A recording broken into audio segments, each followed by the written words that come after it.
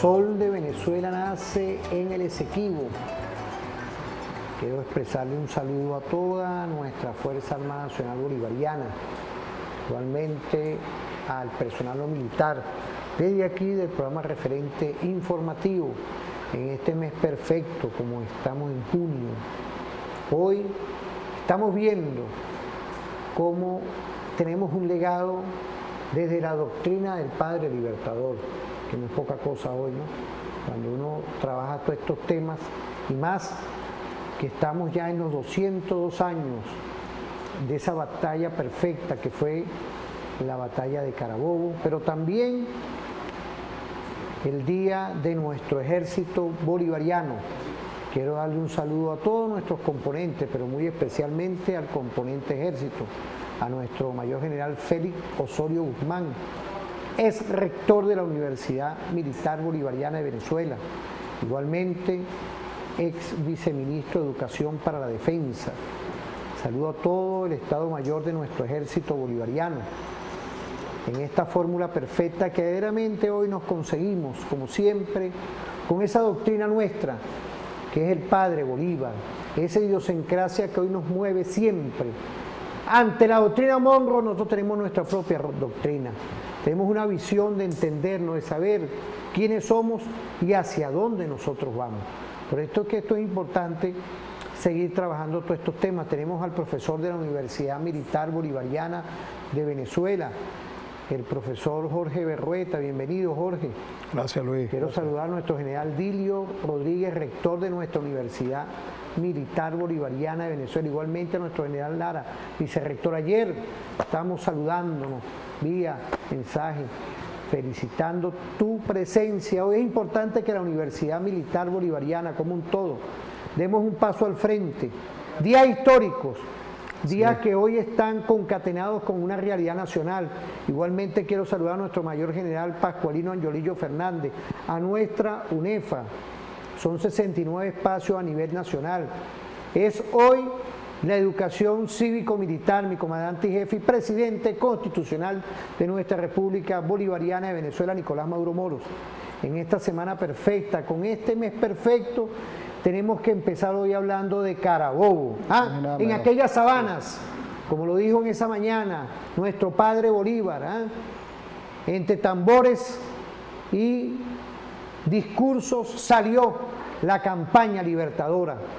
Salió para liberarnos, y de ahí, como lo dijo en estos años nuestro comandante y jefe y presidente constitucional de nuestra República Bolivariana de Venezuela, Bolívar no se quedó en Carabobo, dio un paso al frente.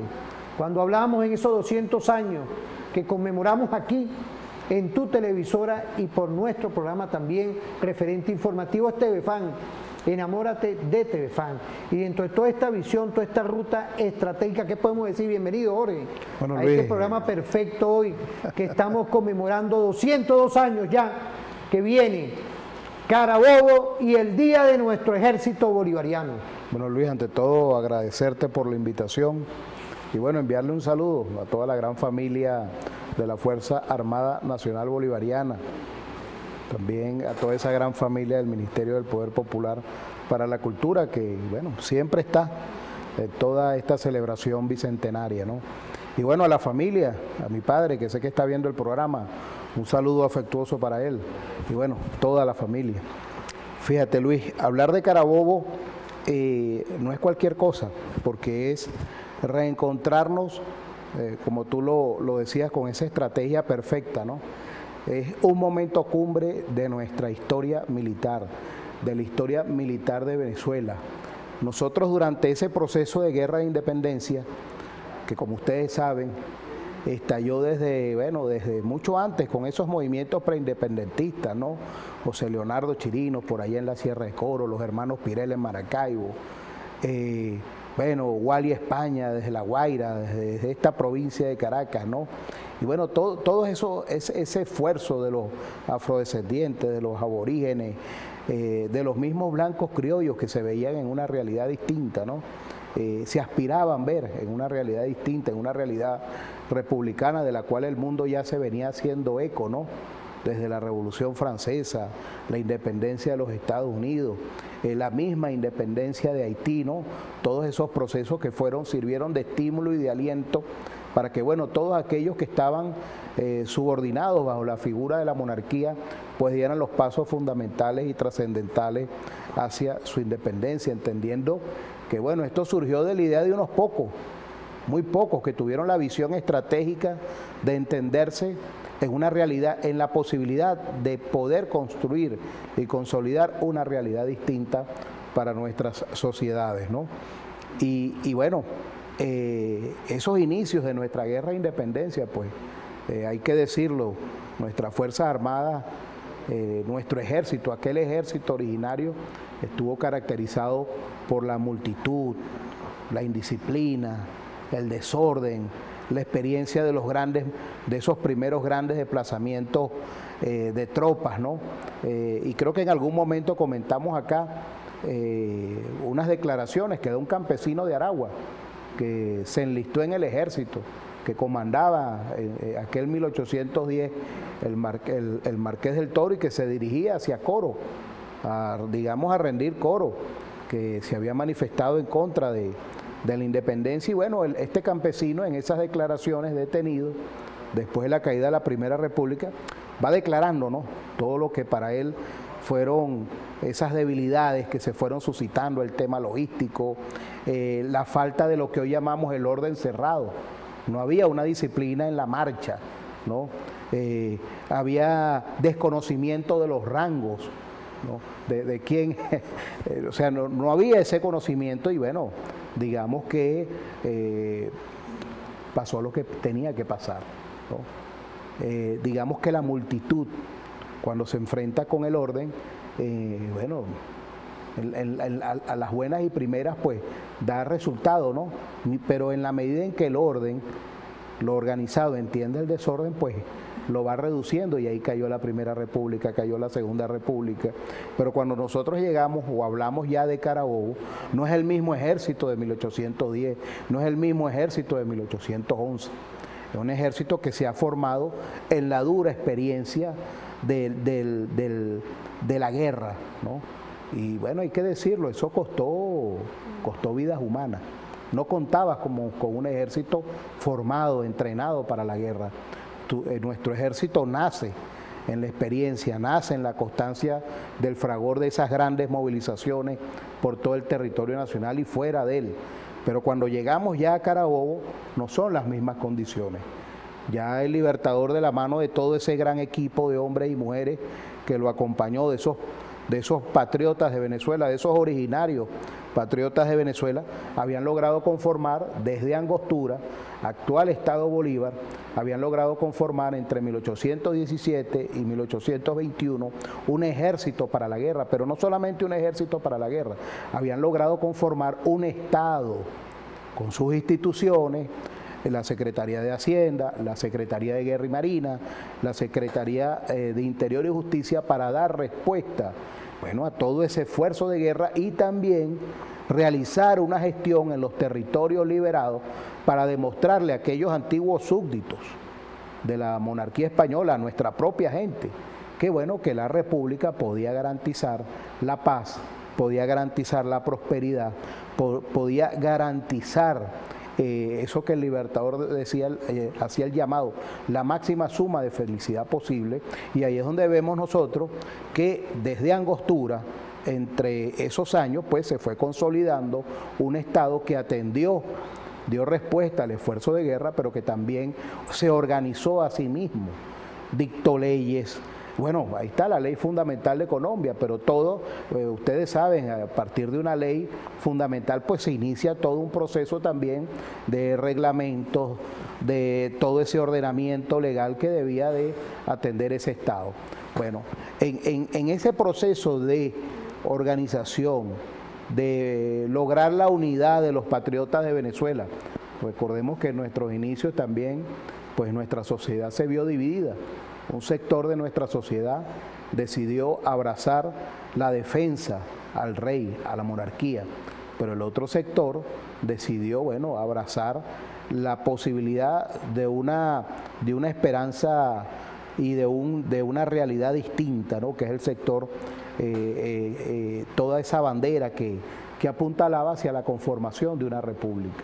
Entonces, bueno, fueron unos años difíciles. Llegar al año 21 no fue fácil, es parte de todo un proceso de construcción gradual y progresiva, con sus aciertos, sus desaciertos, hasta, bueno, llegar a un punto del tiempo donde se había logrado conformar un Estado que diera respuesta al esfuerzo de guerra, pero que, bueno, por fin hubiese logrado organizar un ejército con toda su línea de mando, con sus estructuras, con su organización y, bueno, su disciplina, con su organización, su disciplina, su lealtad con la República.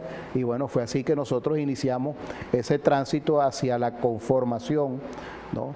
En aquel Estado Mayor presidido por el Libertador, y donde, por cierto, hoy por hoy sabemos que Sucre también participó, porque la planificación de lo que sería esa campaña hacia Carabobo y luego su objetivo máximo, que era tomar la capital de la provincia en manos de la monarquía, que era Caracas, ¿no? Se inició a finales del año 20, pero sobre todo los primeros días de enero, antes de que Sucre partiera en comisión como comandante de la campaña del sur, ¿no? Pero dejó delineado algunas ideas, como lo vamos a ir hilando durante el programa. Sí, Jorge, todos los que nos pueden estar viendo ahorita en redes sociales, hay que saludarlos, hay varios que están por aquí. Ahorita está José Ángel Paiva Linares, ¿vale? Un saludo a todas y todos los que están activos por las redes. Cate también andaba por ahí pendiente, hay varios, pero fíjate, mira, hay un tema hoy que siempre es bueno fundamentarse dentro de las estrategias de las artes militares, porque fíjate, en estos días hemos estado también con Iván Salcedo, quiero saludarlo, que él habla en un trabajo que él hizo de lo que tiene que ver Clausewitz versus Bolívar.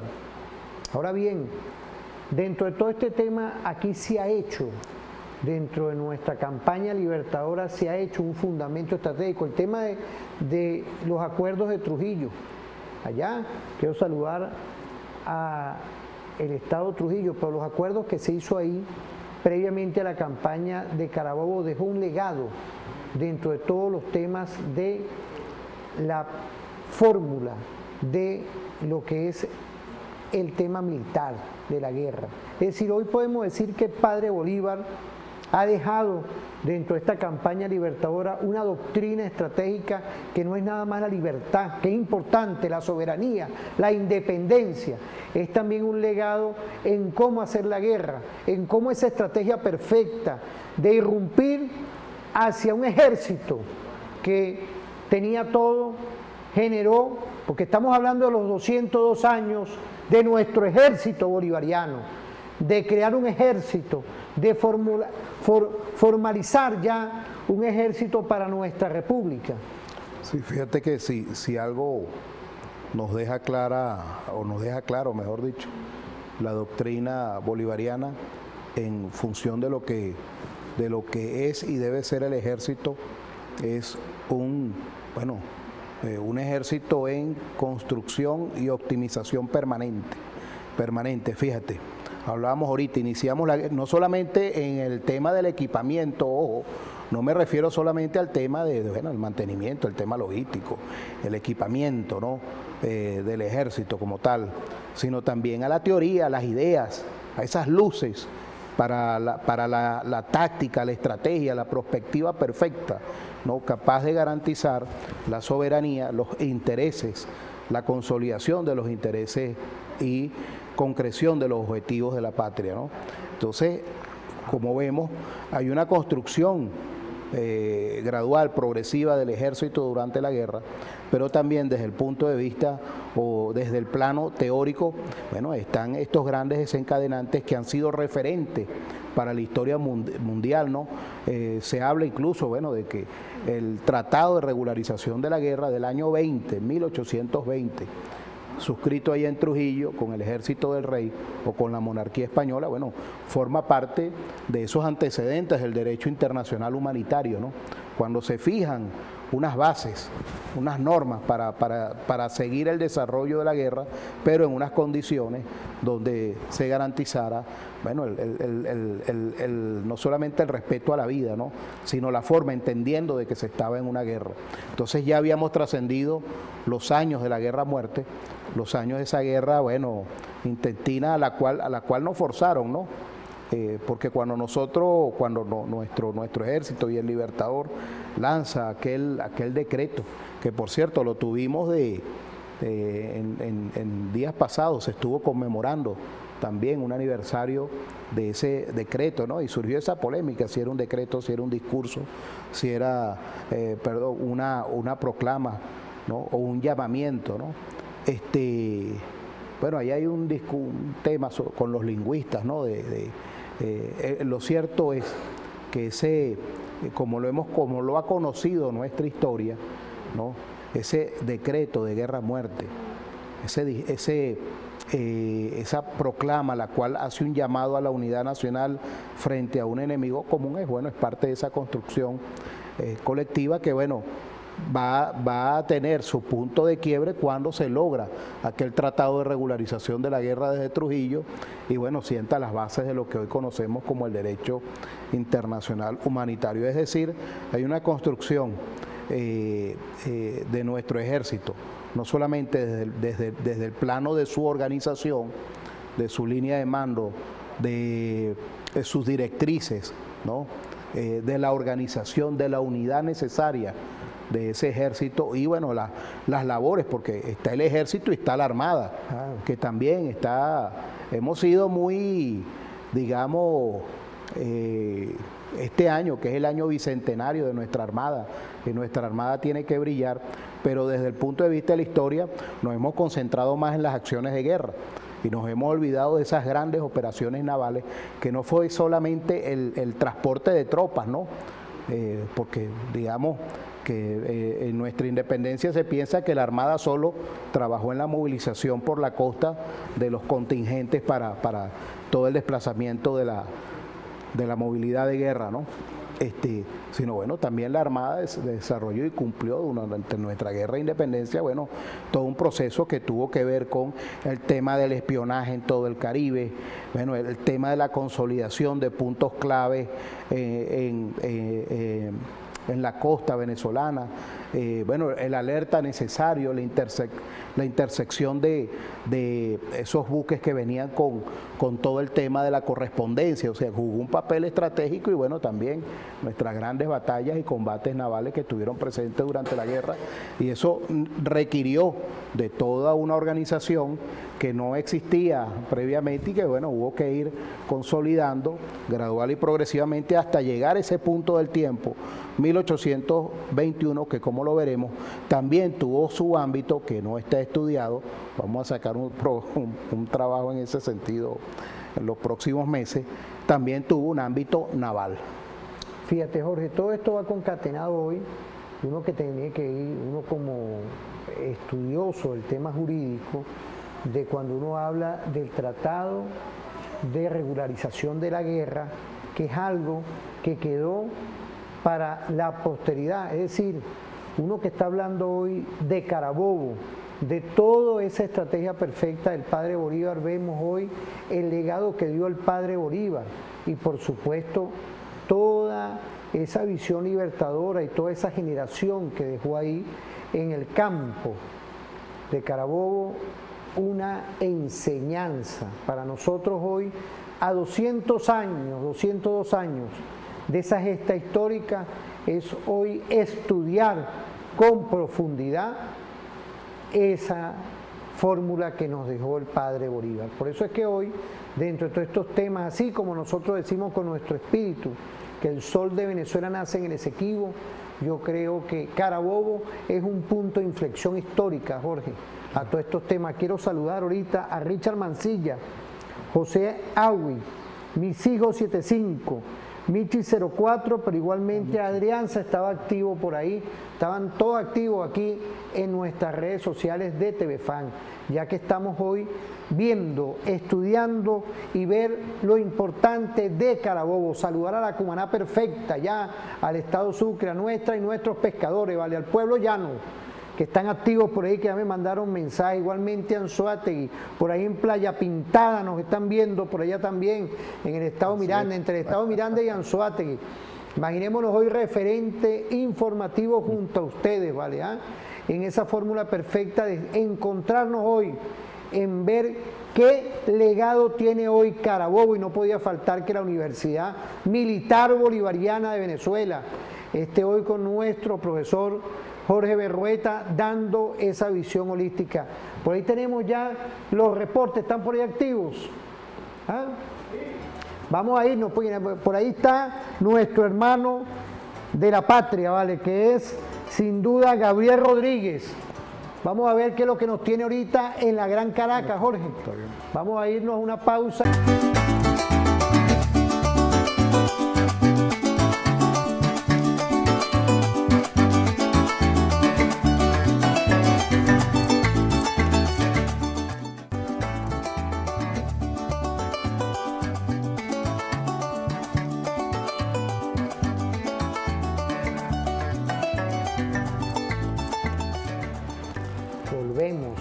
Volvemos en toda esta visión que hemos estado conversando hoy en lo que es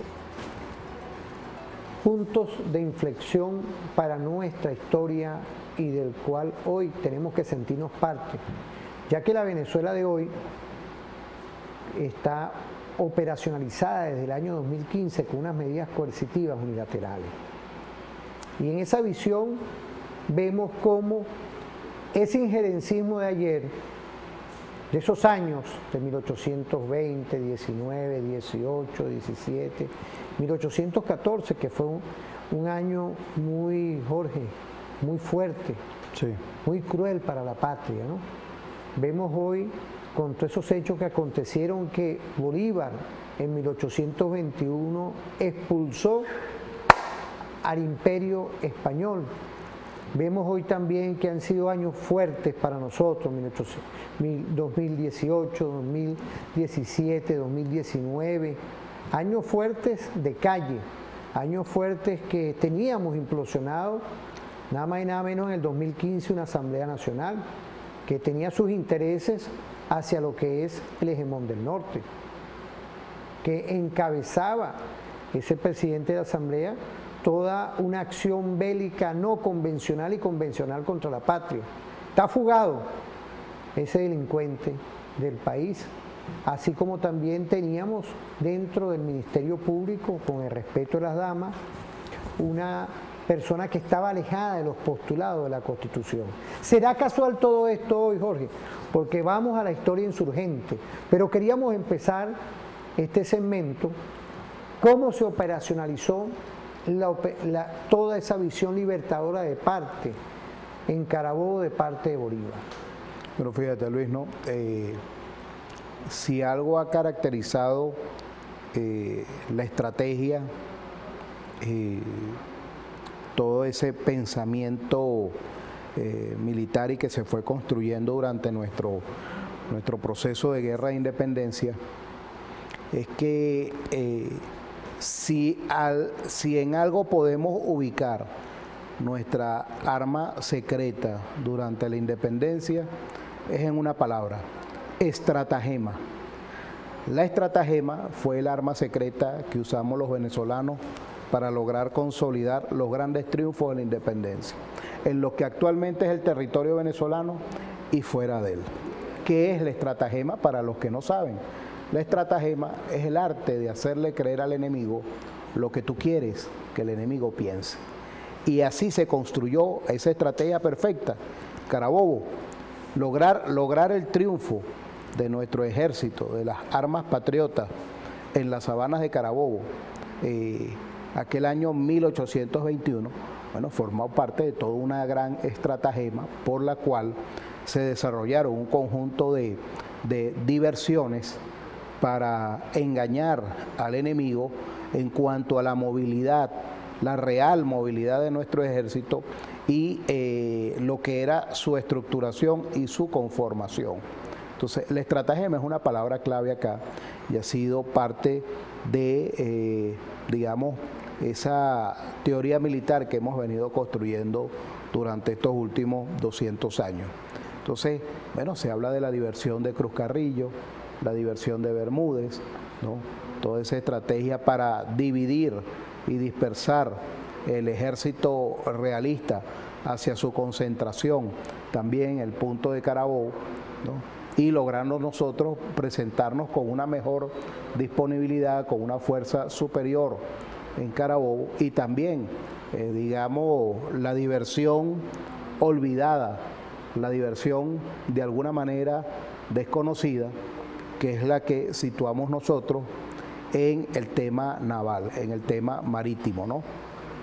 El avance de Bermúdez sobre la capital para aquel entonces de la zona del territorio que estaba bajo control realista y que, bueno, era también la capital de la capitanía, de la extinta Capitanía General de Venezuela y de la provincia de Caracas. Caracas estaba bajo control realista, y cuando se dé el avance del Ejército de Oriente, liderizado por el general Bermúdez, hacia Caracas, dentro de esa estrategia de diversión, ya el mando republicano sabía que, como había ocurrido en otras situaciones, e incluso nos había ocurrido a nosotros, fíjate, de la experiencia aprendimos, ¿no? Necesariamente esa movilidad iba a llevar a que un conglomerado de personas que habitaban en esta provincia y muy puntualmente en Caracas tuvieran que evacuar la ciudad.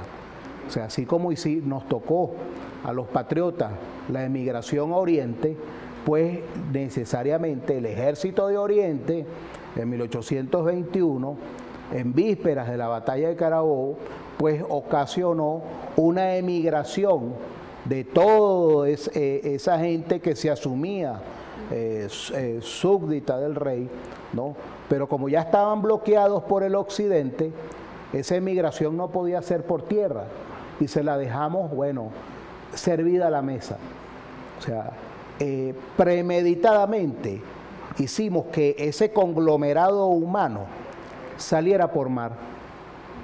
La gente se desplazó hacia La Guaira, colapsaron los buques que estaban ahí, ¿no? Que tuvieron que evacuar a toda esa población que iba a emigrar huyendo de, bueno, de los avances, de todo ese movimiento militar que se estaba suscitando. ¿Y a dónde se fueron esos barcos a llevar la gente? O sea, bueno, se fueron hacia Cuba.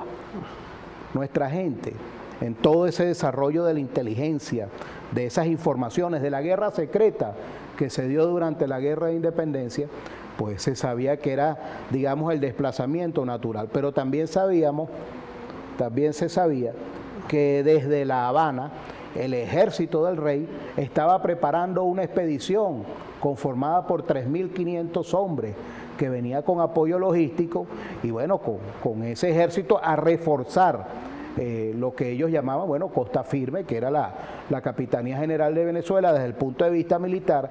¿Y qué ocurrió? Bueno, que ese gran desplazamiento de esos emigrados que, bueno, tomaron La Guaira, se montaron como pudieron en esos barcos, fueron a dar allá a La Habana, y al llegar ese conglomerado, bueno, el gobernador de La Habana, el comandante general de allá, no podía rechazar a esa gente. Es una cuestión que hoy llamaríamos humanitaria, ¿no? Le mandamos por razones de la guerra y le hicimos esa movilidad de gente, la cual colapsó la logística de la isla. Entonces, ¿qué ocurrió? Para los que, fíjense ustedes a qué nivel estaba pensando nuestra gente en aquel momento. Por eso es que hablamos de una generación estratégica. Este conglomerado humano llevó a que, bueno, esa expedición con 3.500 hombres que venía hacia Venezuela en el año 21 a reforzar el esfuerzo de guerra de la monarquía aquí, no pudiese salir, porque te llegó un conglomerado de gente, ¿no? La logística de la isla, había escasez del agua, de la comida, y, bueno, hubo que decidir: o atiendo este conglomerado humano que me está llegando emigrado, huyendo de Costa Firme, ¿no? O me expongo a que, bueno, este conglomerado bueno, me creé una situación, como ya se estaban presentando, de pérdida del orden interno allá en La Habana, en Cuba. Entonces, bueno, eso evitó que esa expedición saliera y la logística que traía esa expedición hubiese que usarla para atender a esa gente, ¿no? Mire, es parte de esa historia no contada de nuestra guerra de independencia, de esa historia estratégica y cómo nosotros, fíjate, atendimos el tema aquí, de tierra, pero por mar evitamos con todo este desplazamiento que por efecto rebote suscitaron todas estas estrategias de diversión y de bloqueo, tanto por mar como por tierra, ¿no? Que esta gente se fuera directo y colapsara las capacidades logísticas del ejército español ubicado en La Habana, bueno, impidiera que ese ejército se desplazara hacia Costa Firme. Y bueno, aquí ya estábamos decididos, o sea, aquí íbamos hacia una república, pero bueno, quizás se nos hubiese tardado un poquito más consolidar ese esfuerzo de guerra, pero es parte de una generación que está pensando en un nivel estratégico sorprendente y que había previsto todas las aristas y bueno, logró de una forma desde lo táctico y lo estratégico consolidar lo que fue ese desenlace en las sabanas de Carabobo, bueno, aquel año 21, el año estratégico, de esa estrategia que consolidó Venezuela. Aprovechó la oportunidad. Aprovechó la oportunidad. Estaban las condiciones y las oportunidades. Por eso es que todas estas fórmulas de estudio no podíamos nosotros quedarnos a un lado y ver todo esto, ¿no? Ahora, yo quería también hacer un paralelismo con la historia insurgente. Claro, son tiempos diferentes, pero pareciera que los enemigos siguen siendo los mismos, pues. En el caso fue el Imperio Español y hoy tenemos al Imperio Norteamericano. Después de 202 años podemos decir que dentro de toda la cosmovisión nuestra, con una constitución, porque fíjate, nosotros trabajamos temas que dentro de lo jurídico estratégico tenemos hoy un marco normativo, que es la Constitución de la República Bolivariana de Venezuela. Dentro de todo este concepto es ese Estado social, democrático, de derecho y de justicia, ¿no? Entonces, hoy, con una Fuerza Armada Nacional Bolivariana monolíticamente constitucional, unida, con nuestros 5 componentes, un comandante en jefe ejerciendo esa cartera estratégica en lo social, podemos decir que el Imperio Norteamericano, después de 202 años, estamos neutralizando toda esa estrategia con las medidas coercitivas unilaterales. Fíjate, Luis, yo lo voy a resumir así, ¿no? Hace 200 años dimos el salto de una monarquía a una república, ¿no? Y hoy, en el marco de la Revolución Bolivariana, estamos dando el gran salto, el salto necesario de una república, como la hemos conocido, a una idea participativa, integradora, dinámica de la república hacia una república, o mejor, como lo hemos dado en denominar, hacia un Estado comunal. No es fácil. A nuestros ancestros del periodo de la independencia también les costó entender que era una república y para qué. Aquí nadie estaba formado en república. La idea de república la manejaba muy poco, solo los que tenían acceso a los grandes textos, a esas luces, ¿no? de la discusión del conocimiento de aquellos años. ¿Cuántos sabían leer y escribir aquí en Venezuela en 1810? Muy poco. Entonces, esa república hubo que irla construyendo gradual y progresivamente, bueno, durante estos 200 años. Pero bueno, esa república que se fue construyendo, bueno, hasta antes de la Revolución Bolivariana llegó a un punto en el cual, bueno, era exclusivamente representativa. Y bueno, muchos de nosotros vivimos acá los grandes vicios que hubo en aquel momento, ¿no? Y bueno, necesario era llevarla al otro nivel. No es fácil entender estos procesos. Tú hablas hoy de ir hacia lo que es el Estado comunal. Podemos decir hoy que están los subsectores del poder popular. Quiero saludar al sector de nuestros pescadores, de nuestros campesinos, de nuestros trabajadores, los consejos productivos de trabajadores, no el sindicato tradicional. Vamos a ir a lo profundo.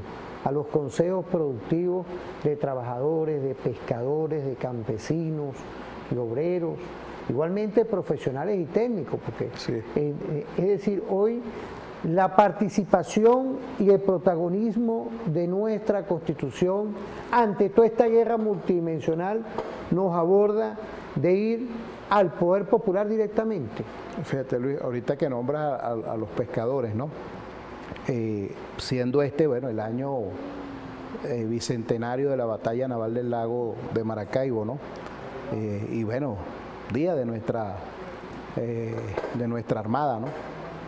Año estelar en que la Armada tiene que brillar. Fíjate, cuando nosotros vamos al origen, a veces que nos ponemos, ¿no? Porque nuestro Estado en sus luchas, en sus glorias, bueno, alcanzó una posición, digamos, de prestigio, y no es cualquier cosa ser egresado de la Academia de la Armada, del Ejército, de la Guardia, de la Aviación. Los venezolanos tenemos un prestigio desde el punto de vista militar reconocido mundialmente. Pero fíjate, cuando vamos al origen, y por lo menos ahorita que nombrabas los pescadores, muy poco los nombramos en los libros de historia, cómo se fue conformando aquella armada republicana en sus orígenes, ¿no? Con gente venida, bueno, sí, con formación naval, pero ahí también participó gente venida del comercio naval, ¿no? Que no tenía, nunca se pensó terminar en que sus barcos o su barco terminara siendo usado para, bueno, acciones defensivas, acciones ofensivas, de transporte, de traslado logístico, de tropas durante el proceso de guerra. Pero fíjate, no nombramos lo estratégico de los pescadores en la guerrilla fluviales, en la guerrilla de los ríos, en la guerrilla de costa, ¿no?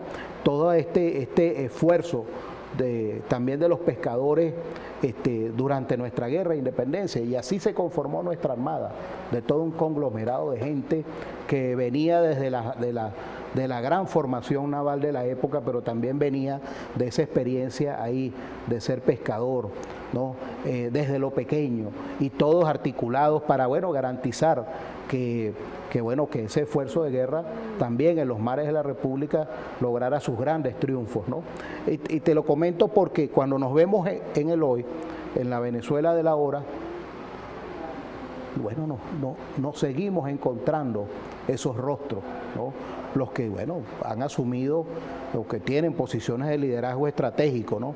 Que en algunas oportunidades no entendemos porque, bueno, no estamos ahí viendo los entretenores, las situaciones, los intereses que desde fuera se ciernen sobre Venezuela, y bueno, también la gente que está en el día a día construyendo patria, ¿no? Todos esos hombres y mujeres que han sentido que la vía es hacia la conformación de ese Estado comunal, un Estado, bueno, que permita realmente garantizar esa máxima suma de felicidad posible, que permita achatar toda esa estructura burocrática, ¿no? Y permita ejecutar de una manera más dinámica los recursos desde quienes saben y conocen cuáles son las grandes cosas que hay que atender, cuál es el tema que garantiza no solamente el tema de la gestión en nuestras comunidades, sino que cómo eso consolida los grandes intereses, cómo todo se conecta en un eje transversal, ¿no? No es fácil, porque digamos que el ser humano por tradición tiende a ser, digamos, muy conservador con las cosas que ya aprendió a hacer, y empezarlas a hacer de otra manera no es fácil, pero en la medida en que nosotros vamos observando que ese no es fácil, se convierte en algo que puede ayudarnos, incluso ahora con el tema de los emprendimientos, ¿no? Que los emprendimientos también hay que verlo desde lo estratégico, ¿no?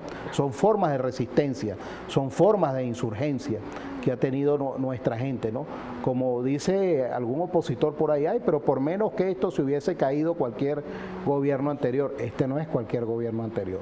Y cuando la gente, en vez de ir a romper el control o ese orden interno de la República que garantiza la paz a través de sus instituciones, se renueva, se piensa distinto y crea ideas, soluciones, a problemas. Mira, eso son expresiones de esa insurgencia, expresiones de ese Estado comunal que se está creando y que están haciendo al andar, ¿no? Quizás no lo vemos ahorita, pero así son estos procesos que, bueno, como lo decía el comandante Chávez, no es para mañana, no es para el mes que viene, no es para es para nuestros hijos, sus hijos, nuestros nietos, que van a ver una Venezuela, bueno, consolidada. ¿Por qué lo decía Chávez? Fíjate, Luis, el comandante nos dio muchas luces y nos dio muchas pistas de este escenario que estamos viviendo ahorita. Y por eso delineó todo un conjunto de acciones para que, digamos, no fuera tan fuerte el impacto. Porque, bueno, son procesos de guerra, como nuestra superioridad militar ya lo ha calificado como guerra difusa, ¿no? Esa guerra no convencional, multidimensional, de amplio espectro, que con la que se está atacando a nuestro país. ¿Para qué? Para evitar que ese Estado comunal dé resultados, para evitar que, bueno, esas cosas que deberían de estar ya operando, ¿no? Se estén materializando. Entonces se ataca nuestro poder adquisitivo, se ataca principalmente nuestros valores, se ataca nuestra historia, se ataca nuestra soberanía. Entonces vemos cómo uno dice, bueno, pero y tantos problemas, tantos frentes que se han abierto en distintas aristas, ¿no? Bueno, forma parte de toda esa estrategia. Claro, Jorge, y también, por otra parte, hay mucho de ese injerencismo que tiene muchos productos, muchos productos alimenticios, muchos productos no perecederos, que buscan mercados, pues. Claro. Entonces, eso también yo felicito desde aquí a nuestro empresariado privado que se montó en sus pantalones, como debe ser, y empezó a producir hecho en Venezuela, porque eso hay que decirlo aquí. Claro. No nos quedamos enganchados en seguir trayendo productos aquí, sin marca, sin nada. Y los felicito a todos, porque nosotros no podemos depender ahora de productos alimenticios, de productos de cualquier tipo, que nosotros tenemos aquí todas las posibilidades de hacerlos aquí, ¿ah? Porque eso es parte también de todo esto. Esas medidas coercitivas que son 930, ay, qué chévere, ellos no pueden producir nada, pero vamos a ponerle todo este tipo de productos ahí, ¿no? El empresariado, en conjunto con nuestro gobierno, ha hecho estrategias perfectas para que nuestros productos, marca país, hecho en Venezuela, esté en todos los anaqueles. Eso ha sobrevenido, porque en esos tiempos que estoy hablando, 2017, 2018, 2019, había una implosión completa de no producir nada, ni los artículos de limpieza, algo mínimo, ¿ah? No podíamos hacerlo porque estábamos en esa guerra, Ya hoy felicitamos a todo el sector nacionalista, que quiere emplear nuestros trabajadores y producir en Venezuela. Es la Venezuela de hoy, 2023, pero antes estamos hablando de hace 202 años, con Carabobo, que se están cumpliendo en este mes perfecto, y el Día del Ejército. Vamos a irnos a una pausa, Jorge.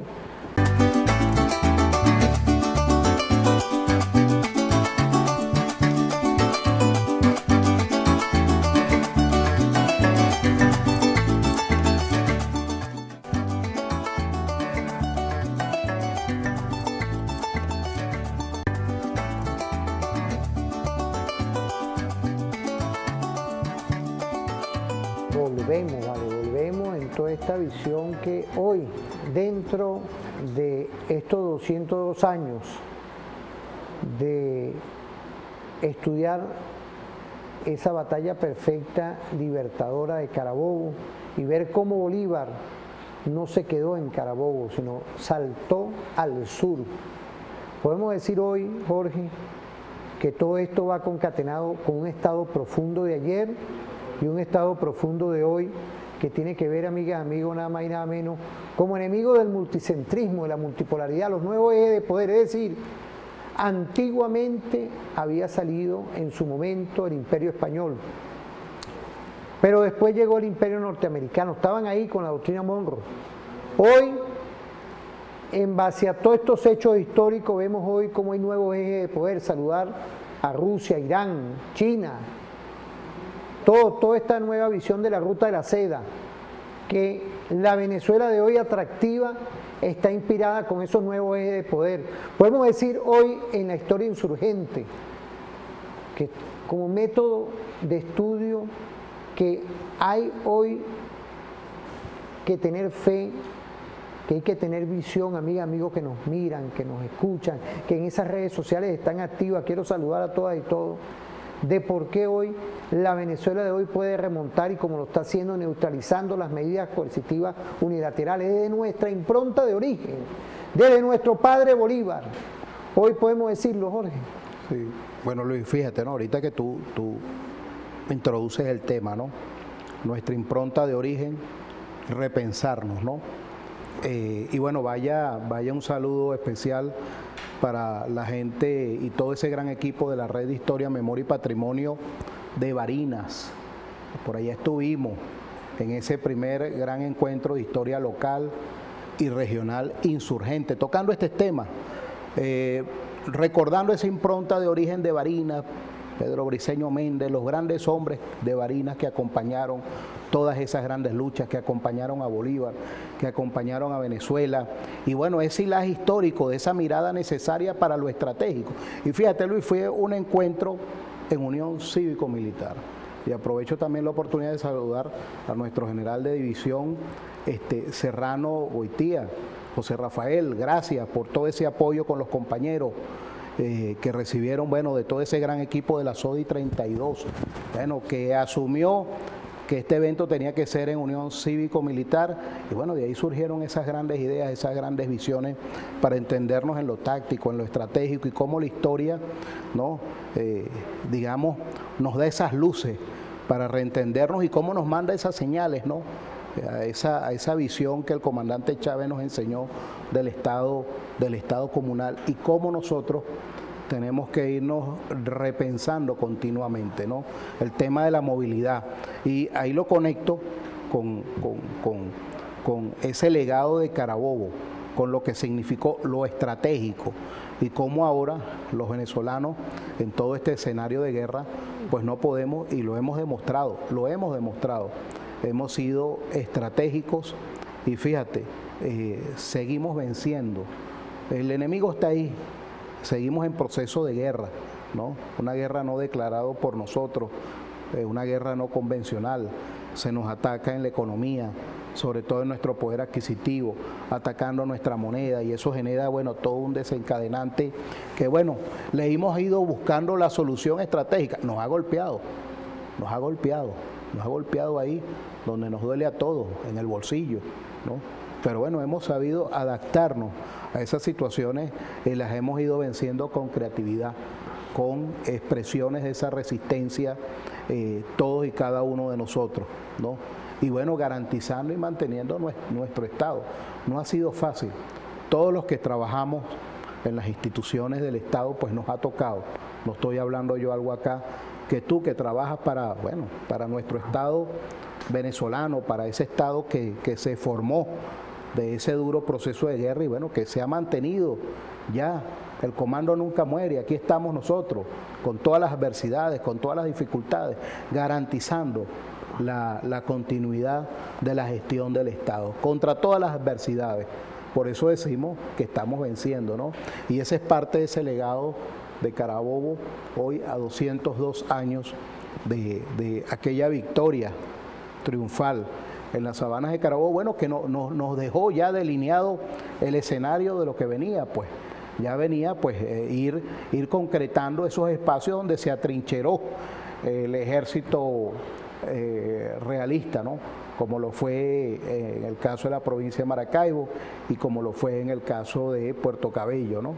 Y bueno, este año también conmemoramos los 200 años de aquel triunfo extraordinario en la batalla naval del Lago, ¿no? Y hemos estado revisando cosas, y de verdad uno se llena de mucha emoción, y se le llena a uno el alma, ¿no? No solo de pan vive el hombre, de estas cosas también, de eso que alimenta el espíritu, ¿no? Y lo que le costó a los venezolanos de aquel entonces conquistar esas grandes luchas. Y bueno, este también es el año, fíjate, también 200 años de la en nuestra historia la llama la toma de Puerto Cabello, pero es la liberación de Puerto Cabello. Ese fue el último bastión, digamos, político-administrativo de aquella monarquía española en Venezuela, y bueno, fue el último punto del territorio donde operó esa administración, y bueno, allá estuvimos también hace 200 años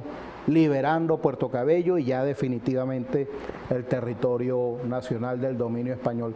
Quedaron guerrillas, porque ese ejército español quedó fragmentado en guerrillas, bueno, que se negaron y siguieron luchando unos años más, hasta que, bueno, gradual y progresivamente se fueron rindiendo, fueron deponiendo las armas, y bueno, el Estado haciéndoles ese llamado ya a la pacificación y a la incorporación a la República, y bueno, bueno, ahora a trabajar, bueno, estoy hablando de hace 200 años, a ponerse a producir, porque después de esa guerra realmente nuestro país quedó altamente golpeado. Fíjate, estamos en la Venezuela de hoy 200 años pero fíjate, después. Jorge, ahí hay algo importante, ¿no? En ese momento se rindieron los que habían quedado aquí. Hoy, por ejemplo, gracias a una política estratégica del presidente Nicolás Maduro Moro, que ha asumido el diálogo siempre, ¿no? Se ha logrado, y quiero felicitar, tenemos, por ejemplo, en el caso de la Asamblea Nacional, felicitarlo, quiero saludar a Braulio Álvarez, que me mandó saludo ahorita, al diputado Braulio Álvarez, al diputado Edgardo Ramírez, igualmente está viendo el programa. Están nuestros pescadores de la patria, ¿vale? Los compas están activos, por ella próximamente vamos a tener ese espacio con los compas. Saludar igualmente a lo que está haciendo hoy el sector pesquero con el Ministerio de Pesca. Un saludo a Juan Carlos Loyo. Entonces, todos estos temas van hoy concatenados con que en este tiempo, gracias a la constituyente, se logró una reconfiguración estratégica para salvaguardar los intereses de todas y todos los venezolanos que estamos aquí. Esto hay que recordarlo.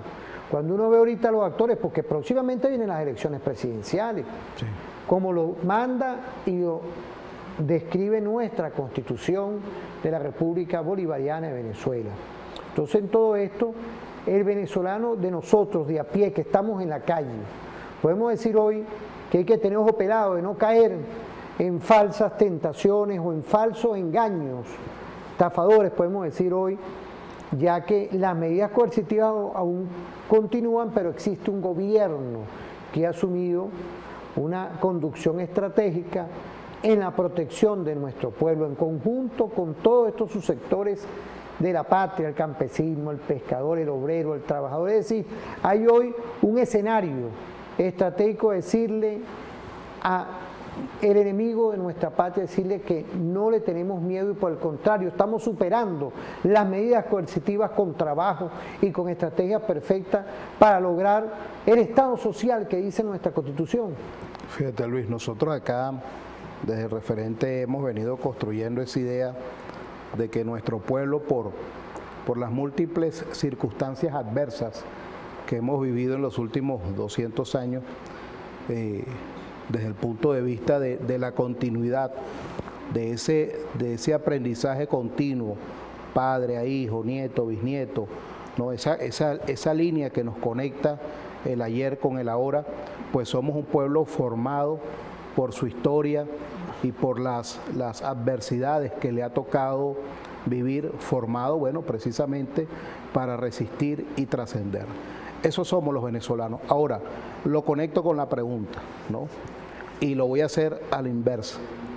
En esa medida, nuestro pueblo, formado por su historia y por su tradición para resistir y trascender, también ha aprendido a detectar cuando el líder le habla desde el corazón, le habla desde la verdad. Y creo que el secreto, el gran secreto y la gran fortaleza que ha tenido nuestra revolución bolivariana y que nos las enseñó el comandante Chávez fue hablar con la verdad, ¿no? Chávez fue un hombre que cuando hablaba uno sabía que te estaba diciendo la verdad. Eso es clave ahorita.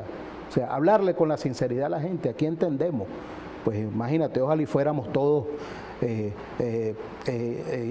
no susceptibles a errores, pero bueno, estamos en una situación de guerra y pues a veces, oye, tú tienes una estrategia, no se da, pero bueno, el pueblo tiene que estar informado. Tenemos que tener cuidado de esos falsos profetas. De esos falsos profetas que están por ahí, y por eso lo digo, fíjate, se han presentado ahí, lo hemos visto en las redes, situaciones donde la misma población ha salido a criticar y a decirle y con mucha dureza, ¿no? Porque o sea, nuestro pueblo no es el pueblo de hace tantos años atrás. Nuestro pueblo aprendió a escuchar la verdad, y lo mínimo que aspira de quien quiera liderizarlo es que le hable con la verdad, con la franqueza. No es lo mismo un gobierno, y con todo el respeto, Jorge, resistiendo todo un estado de guerra completo, una operación de guerra y de intervención, a señores que ahora salen con esos falsos profetas cuando ellos querían que más bien invadieran esto aquí. ¿Ah? Y el que no, agarró y se fue al exterior a vivir la Dolce Vita. Pero vamos a ir a una pausa, Jorge.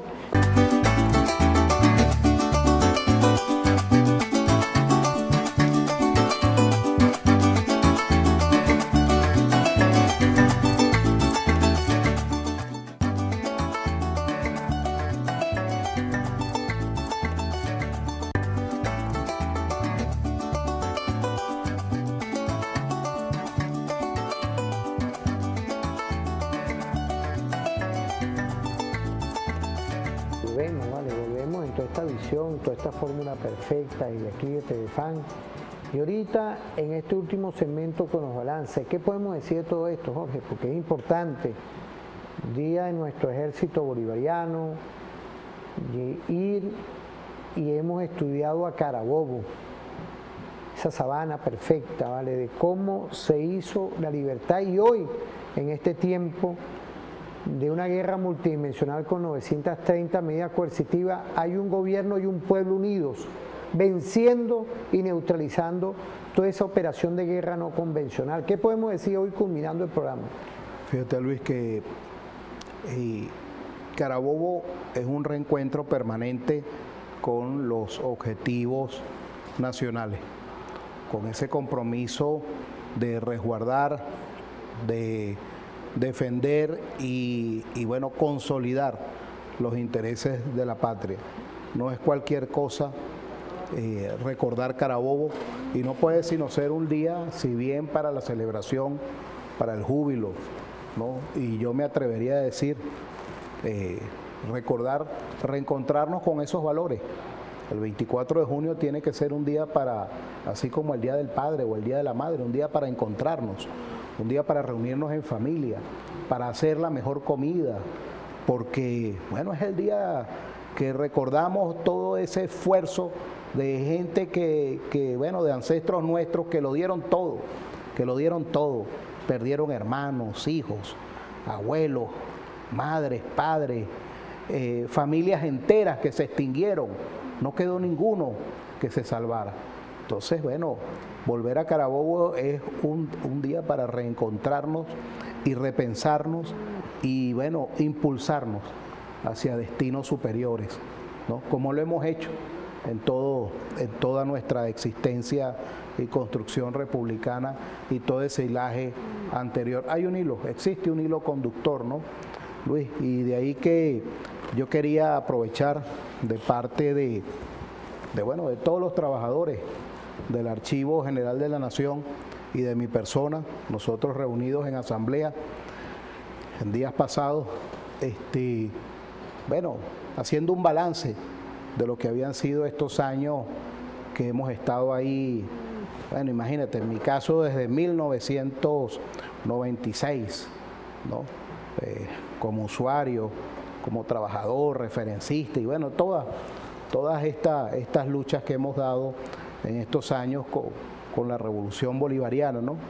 Y hacíamos un balance, ¿no?, de todas esas personas que nos han apoyado, que han creído en nosotros como trabajadores, que han apoyado a visualizar la institución, la importancia que tiene, ¿no? Porque a veces pensamos que los archivos pues son espacios donde, bueno, está el esos papeles viejos que ya no se usan. Sí, pero ahí está nuestra impronta de origen, ¿no? ¿Qué importancia tiene hoy nuestro Archivo General de la Nación? No, bueno, fíjate, es un archivo estratégico. Lo que nos están viendo ahorita aquí. Es un archivo estratégico donde no solamente hay papel viejo, hay información estratégica ahí que tiene que ver con nuestras fronteras, con temas de seguridad. Hay información que, bueno, sigue estando, digamos... El acervo de Bolívar está ahí. Hoy por hoy está el archivo del Libertador, el archivo del generalísimo Francisco del Miranda, el archivo del gran mariscal Antonio José de Sucre, el archivo del general Páez, bueno, y el archivo de los grandes hombres de esta tierra y los archivos del Estado, de la gestión que se ha desarrollado desde tiempos de la monarquía española, el periodo de la independencia hasta nuestros días. Pero fíjate, Luis, en función tú no lo sabías, pero en función de que si alguien nos ha apoyado con su trabajo, con su dedicación, nos ha permitido proyectar, difundir, sobre todo en el ámbito estratégico del país, en el Ministerio de la Defensa, en el Ministerio de Relaciones Interiores, la importancia que tiene un archivo de estos, ¿no? Es el archivo del país, no es cualquier cosa, ¿no? Y las grandes dificultades que hemos atravesado en estos años, pues nosotros consideramos, fíjate, allá existe un reconocimiento, una antigua orden que se había perdido en el tiempo, que surgió en Caracas después de que Sir Francis Drake quemó los archivos por allá en 1595, ¿no? Ahí se hizo un juramento de evitar a toda costa que nuestros archivos volvieran a perderse, volvieran a caer en manos del enemigo, que fuesen quemados. Y bueno, nuestra gente, aquella antigua orden que fue creciendo a lo largo del tiempo, bueno, logró salvar los archivos durante el periodo de la Guerra de Independencia y bueno, en las grandes convulsiones nacionales, y por eso hoy tenemos archivos. En ese sentido, bueno, de parte de los trabajadores de la institución, ¿no? Nosotros hemos querido otorgarte el signo notarial en testimonio de verdad, que es el botón insignia del Archivero Nacional. Bueno, como agradecimiento en justicia fiel y sincera por el irrestricto y desinteresado apoyo brindado, bueno, en la gestión, contribuyendo así al logro de los objetivos trazados por la institución. Entonces, Luis, bueno, de parte de nuestros trabajadores, quienes nos están viendo, bueno, aquí cumplo con ellos y bueno, te hago entrega de este reconocimiento y bueno, el respectivo... Jorge, fíjate, mira, esto para mí, hacerle por acá. Fíjate, esto para mí, te lo digo con toda la visión, ¿no? De lo que estamos viendo aquí, es un compromiso que desde la televisora de la Fuerza Armada, quiero saludar tanto al coronel Osvaldo Coronado, ojalá que nos esté viendo, el general Suárez Rodríguez, general Suárez, y nuestro general Bencí Guerrero, siempre con la confianza que nos ha tenido en referente informativo. Sabemos lo importante de nuestro ámbito cultural y el trabajo que tú estás haciendo ahí, todo ese equipo de trabajadores. Esto yo no me lo esperaba hoy, imagínate. Estas son cosas que uno, así como yo soy docente de la Universidad Militar Bolivariana de Venezuela, de nuestra UNEFA, quiero de verdad expresarte un saludo y sentarnos nuevamente, agradecerte primero esto, saludar de verdad nuestro archivo, porque esto es un trabajo que está haciendo nuestro gobierno, así es, contigo, a Ernesto Villegas, a Nicolás Maduro Moros, que ante una guerra multidimensional, multiforme, tú llevas una gestión estratégica ahí. Así, tú sabes que yo soy muy celoso en invitar personas, pero sé el trabajo que tú tienes, igual que mis pescadores, ¿vale? Mis campesinos, ¿vale? ¿Ah? Nuestros obreros. Yo en ese aspecto he sido muy celoso y te agradezco este reconocimiento que me das, y es a todo este equipo perfecto. Bueno, ya por el día de hoy se nos agotó el programa. Quiero agradecerle a todas y todos, de verdad, y esto no me lo esperaba, esto lo voy a llevar conmigo en el corazón, como siempre. Agradecerte, Jorge, y agradecerle a todas y todos, de verdad. Quiero que tú despidas el programa, de verdad, Jorge. Bueno, fíjate, Luis, que decirte que este botón insignia solo se ha entregado las veces en las que nuestro patrimonio histórico documental ha estado en peligro y hemos logrado el objetivo de preservarlo. Así somos los venezolanos. Bueno, hemos sido formados en las adversidades y trascendemos las adversidades. Bueno, saludos y bueno, misión cumplida. Aquí vamos, por el camino de Chávez y de la patria linda, la patria de Bolívar, la patria de los venezolanos. Bueno, que pasen un feliz día. Nos vamos ahorita con el reporte vial, ¿vale? La Guardia Nacional Bolivariana. Que pasen un feliz día y agradecido a todas y todo el Archivo General de la Nación. No me esperaba esto, ¿verdad?